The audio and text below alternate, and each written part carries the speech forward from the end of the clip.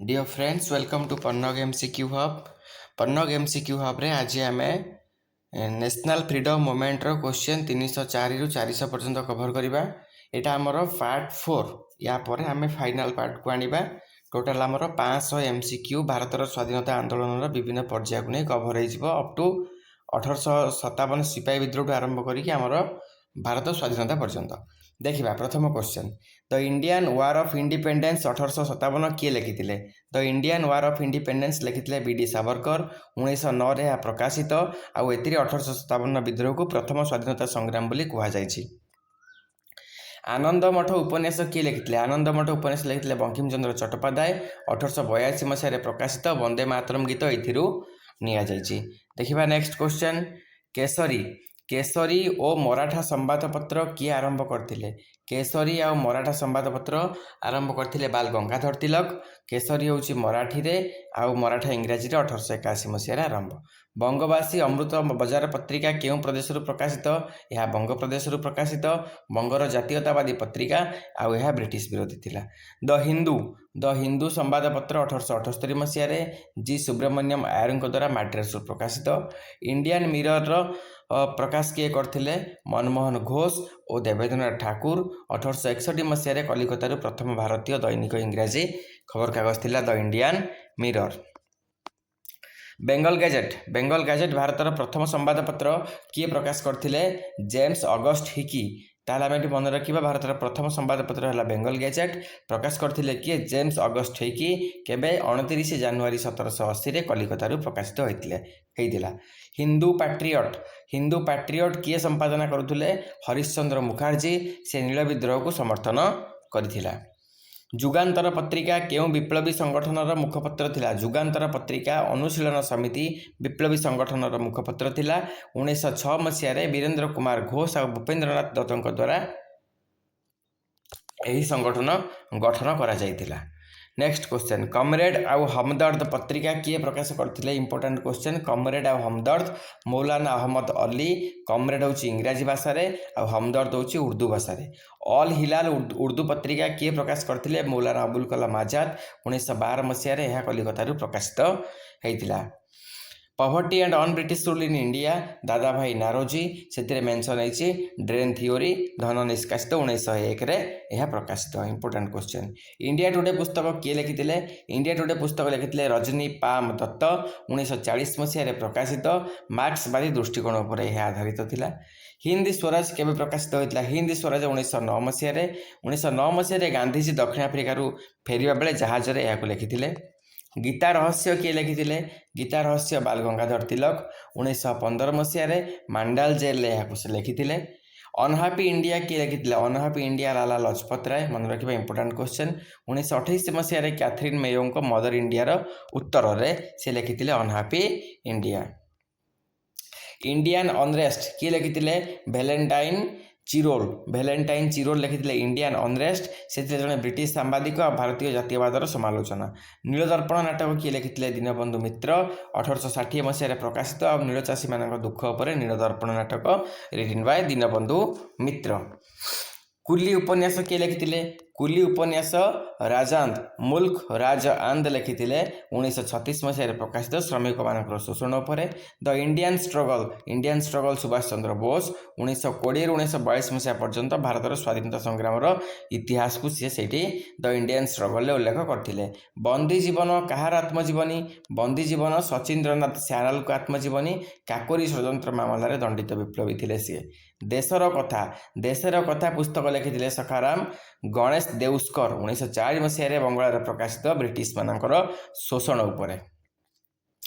The new India आउ Commonwealth पत्रिका लिखिते आनिबेसंत home rule आंदोलन में प्रचार। संवाद कौमुदी प्रकाश करते राजा राममोहन राय। 1821 मसीह बंगाला साप्ताहिक पत्रिका थिला एटा। मिरात उल अकबर केउ भाषार प्रथम पत्रिका। यह था फारसी भाषार प्रथम पत्रिका। 1822 मसीह राजा राममोहन राय द्वारा प्रकाशित।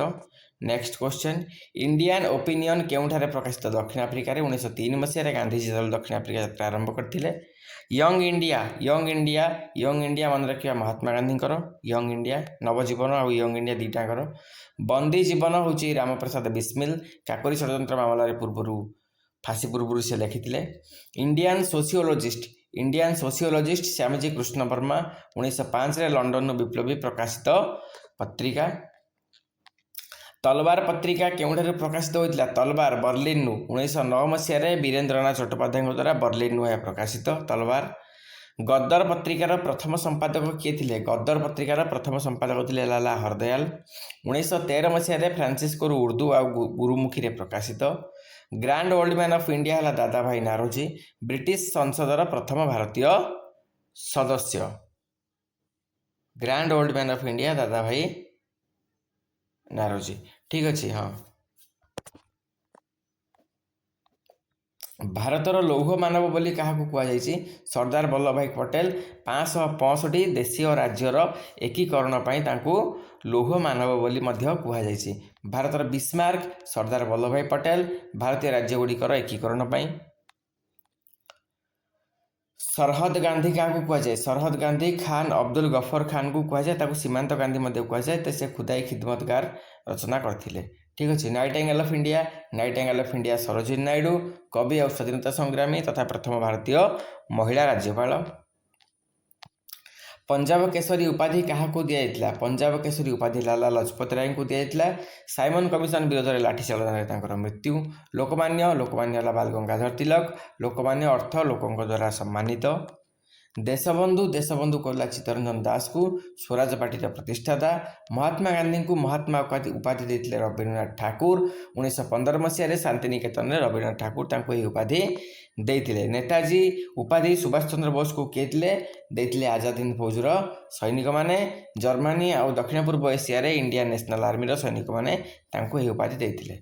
भारत में अणमुकुटधारी सम्राट क्या कहुला? सुरेंद्रनाथ बनर्जी को भारतर अणमुकुटधारी सम्राट बोली कहुला। हिंदुस्तान सेवा दल किए प्रतिष्ठा करथिले? हिंदुस्तान सेवा दल एन.एम. हार्डिकर प्रतिष्ठा करथिले। 1923 मसीह कांग्रेस स्वेच्छासेवी संगठन। खुदाई खिदमतगार आंदोलन केउठार होइतिला? उत्तर पश्चिम सीमांत प्रदेश में। खान अब्दुल गफर खान को द्वारा लाल कुर्ता नाम परिचित। कम्युनिस्ट पार्टी ऑफ इंडिया केबे गठित होइतिला? 1925 मसीह कम्युनिस्ट पार्टी ऑफ इंडिया गठित होइतिला। 26 डिसेम्बर 1925 मसीह कानपुर रे। मिरट षड्यंत्र मामला 1929 मसीह। मार्च 1929 मसीह 31 जन कम्युनिस्ट नेता को गिरफ करा जायतिला। हिंद मजदूर सभा केबे गठित होइतिला? हिंद मजदूर सभा 1948 मसीह गठित होइतिला। 29 डिसेम्बर 1948 समाजवादी माने AITUC छाड़ी गठन करथिले कौन? हिंद मजदूर सभा। फॉरवर्ड ब्लॉक किए गठन करथिले? फॉरवर्ड ब्लॉक गठन करथिले सुभाष चंद्र बोस।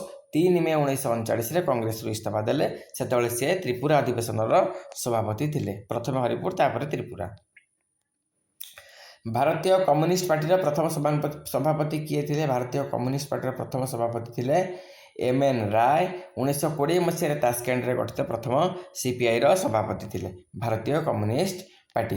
रेगुलेटिंग एक्ट केबे पास होता? 1773 मसीह रेगुलेटिंग एक्ट पास होता। ईस्ट इंडिया कंपनी पर प्रथम संसदीय नियंत्रण वारेन हेस्टिंग प्रथम गवर्नर जनरल।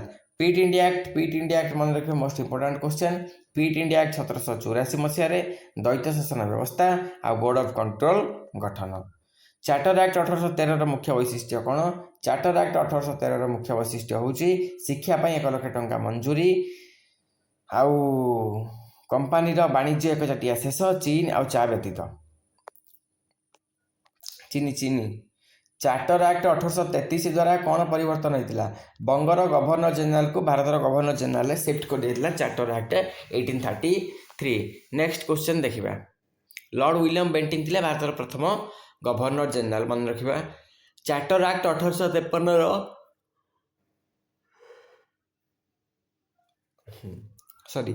चार्टर एक्ट 1853 मुख्य वैशिष्ट्य कौन? तार मुख्य वैशिष्ट्य थिला भारतीयों उन्मुक्त प्रतियोगितामूलक परीक्षा प्रथमतः ICS प्रतियोगिता खोली दिया करा जायतिला। भारत शासन आईन 1858 द्वारा कौन होता? भारत शासन आईन 1858 द्वारा ब्रिटिश काउन मान शासन आरंभ होगा, कंपानी शासन खत्म हो जाता। भारतीय परिषद आईन 1861 मुख्य वैशिष्ट्य होची पोर्टफोलियो प्रणाली आरंभ, बेसरकारी सदस्यों को सामिल, विकेंद्रीकरण आरंभ लॉर्ड कैनिंग समय मन रखिबा। नेक्स्ट क्वेश्चन भारतीय परिषद आईन 1892 कौन पाई भारतीय परिषद आईन 1892 परोक्ष निर्वाचन आरंभ पाई बजेट पर आलोचना और प्रश्न पचारिबार अधिकार मर्ले मिंटो संस्कार आईन भारतीय परिषद आईन 1909 आ मुसलमान मानक पई पृथक निर्वाचन मंडली आरंभ मॉन्टेगु चेम्सफोर्ड संस्कार क्यों आईन मॉन्टेगु चेम्सफोर्ड है भारत शासन आईन 1919 प्रदेश में द्वैत शासन बा डायarchy आरंभ भारत शासन आईन 1919 द्वैत शासक किए प्रवर्तन करते द्वैत शासक प्रवर्तन करते लियोनेल कटिन्स से लियोनेल कटिन्स मस्तिष्क प्रसूत अर्थ कौन लियोनेल कटिन्स प्रस्तुत करते भारत शासन आईन 1935 कौन थिला भारत शासन आईन 1935 अखिल भारतीय संघ प्रादेशिक स्वायत्त शासन केन्द्र द्वैत शासन ए सबुगुड़ा थिला 321 धारा 10 परिशिष्ट और यह सबुठ लंबा आईन अगस्ट घोषणा 1917 किए करथिले एडविन मॉन्टेगु 20 अगस्ट 1917 मसीह भारत में दायित्वपूर्ण शासन लक्ष्य उद्देश्य 1917 मसीह अगस्ट घोषणा करा जायतिला राउलात एक्ट केबे पास होता मार्च 1919 मसीह बिना विचार बंदी आ कला आईन परिचित राउलात एक्ट सत्याग्रह केबे आरंभ 6 एप्रिल 1919 मसीह गांधीजी प्रथम देशव्यापी सत्याग्रह जालियानवालाबाग हत्याकांड केबे 13 एप्रिल 1919 मसीह जनरल डायर आदेश गुली चालना बैशाखी उत्सव पालन होता पंजाब अमृतसर में जनरल डायर कहला दे गुली चलई दिगला बहुत लोग से आमर प्राण हर चोरी चोरा घटना ताकू संपर्कित हंटर कमिशन 1919 घटना क्यों घटना तदंत करुला जालियानवालाबाग हत्याकांड आ लॉर्ड विलियम हंटर अध्यक्षतार यह कमिटी गठन करा जायतिला साइमन कमिशन केबे भारत आसला साइमन कमिशन भारत आसला 1928 मसीह 3 फेब्रुआरी 1928 मसीह बॉम्बे रे पहुंचला समस्त 7 जन सदस्य सी थिले श्वेतांग साइमन गो बैक बोली नारा केबे दियागला 1928 मसीह कहीं से जड़े भी भारतीय सदस्य नथिले तेणु ताकू कहले साइमन तुम्हें फेरी जाओ नेहरू रिपोर्ट केबे प्रस्तुत नेहरू रिपोर्ट प्रस्तुत है 1928 मसीह अगस्ट 1928 मसीह मोतीलाल नेहरू अध्यक्षतार डोमिनियन स्टेटस दाबी उद्देश्य पूर्ण स्वराज प्रस्ताव केबे पारित पूर्ण स्वराज प्रस्ताव 1929 मसीह 31 डिसेम्बर 1929 राति लाहौर अधिवेशन में पूर्ण स्वराज प्रस्ताव पारित है एवं आपण प्रश्न जो पूर्ण स्वराज पारित है कांग्रेस जो लाहौर अधिवेशन से अधिवेशन सभापति किए थे उत्तर आपण मैंने मत कमेंट सेक्शन में कहे स्वाधीनता दिवस प्रथमे केबे पालित होता पूर्ण स्वराज घोषणा पर 26 जनवरी 1930 मसीहा प्रथमे पालित होता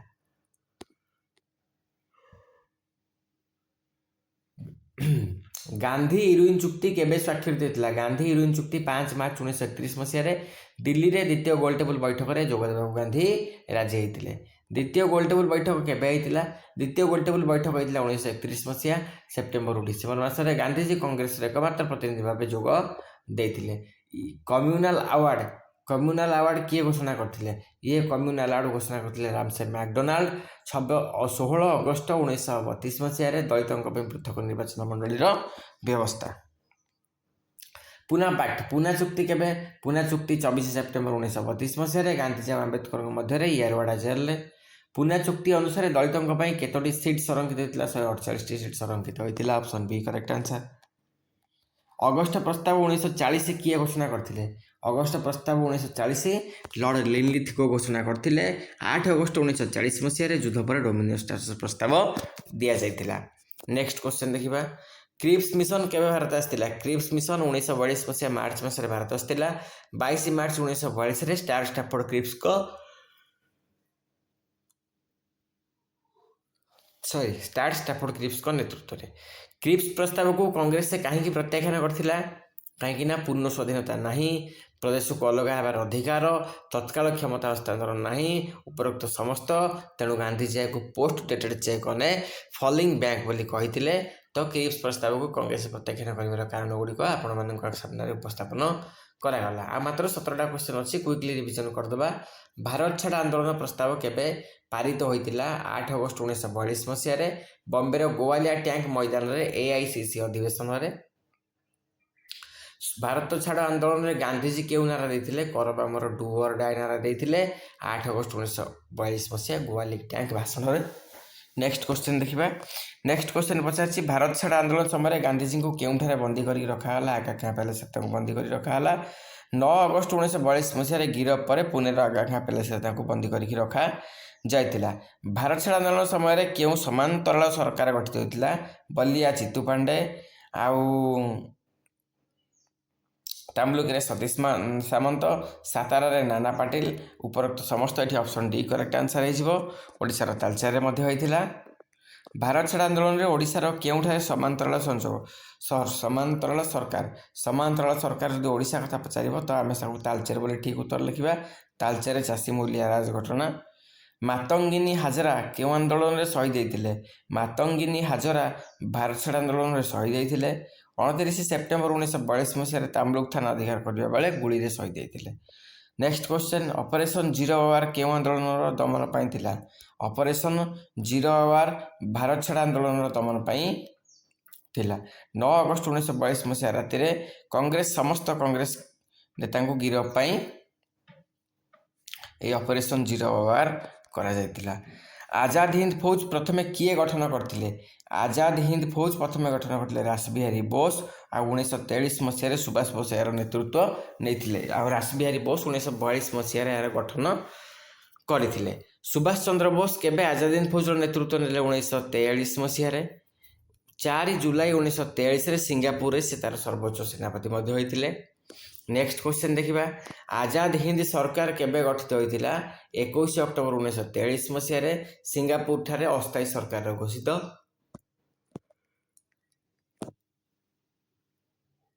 इंडियन नेशनल आर्मी रो महिला बाहिनी ना कौन थिला महिला बाहिनी ना मन रखा झांसी राणी रेजिमेंट आ तार कैप्टेन थे लक्ष्मी सहगल। दिल्ली चलो ना देते सुभाष चंद्र बोस 1943 मसीह इंडियन नेशनल आर्मी सैनिक मान उद्बोधन। तुम्हें मत रक्त दियो मु तुमको स्वाधीनता देवी एटा सुभाष चंद्र बोस कही 4 जुलाई 1944 मसीह बर्मार तांकर शक्त अभिभाषण थिला। इंडियन नेशनल आर्मी भारतीय भूमि रे प्रथमे केबे पताका उत्तोलन करथिला 14 एप्रिल 1944 मसीह करथिला। आ मणिपुर रो मोइरांग रे कर्नेल शौकत अली मलिक मणिपुर रे पताका उत्तोलन करथिला ठीक अछि। राजाजी फर्मुला केबे प्रस्तावित होला राजाजी फर्मुला प्रस्तावित होला 1944 मसीह आ सी राजगोपालचारी द्वारा मुस्लिम लीग सह बुझामणा पाई। नेक्स्ट क्वेश्चन तथा आज लास्ट क्वेश्चन देसाई लियाकत चुक्ति केबे होइतिला देसाई लियाकत चुक्ति 1945 मसीह होइतिला। भुला भाई देसाई और लियाकत अली खान मध्य आभ्यंतरीण सरकार गठन पाई यही चुक्ति थिला देसाई लियाकत चुक्ति। तो सांग माने ये थिला 400 MCQ पार्ट 1 पार्ट 2 पार्ट 3 आ एबे पार्ट 4 कंप्लीट हो गला हमरो। नेक्स्ट पार्ट रे हमें फाइनल पार्ट को कवर करिबा आउ 100टा MCQ को मिसेइबा टोटल हमें 500 MCQ कवर करिबा। जदि आपण मानक हम सीरीज भल लागु तार लाइक शेयर और सब्सक्राइब भी कर दियंतु। जदि ओडिया रे आपण मानक भल लागु तो ठीक अछि जदि भल लागु नहीं ताले हम इंग्लिश रे सीरीज को कंटिन्यू करिबा। जेहेतु हमें सिटी एंट्रेंस पे प्रिपेयर करूछंती तो सिटी एंट्रेंस पे विशेषतः सिलेबस चलीसी तेणु आम ओडिया रे मेंशन करिया गोटे ठीक भाविलु नहले आपण माने हमको कमेंट रे कहि परिबे कि आमे आपनकर ओडिया रे पीपीटी दरकार बा इंग्लिश रे दरकार। थैंक यू जय हिंद।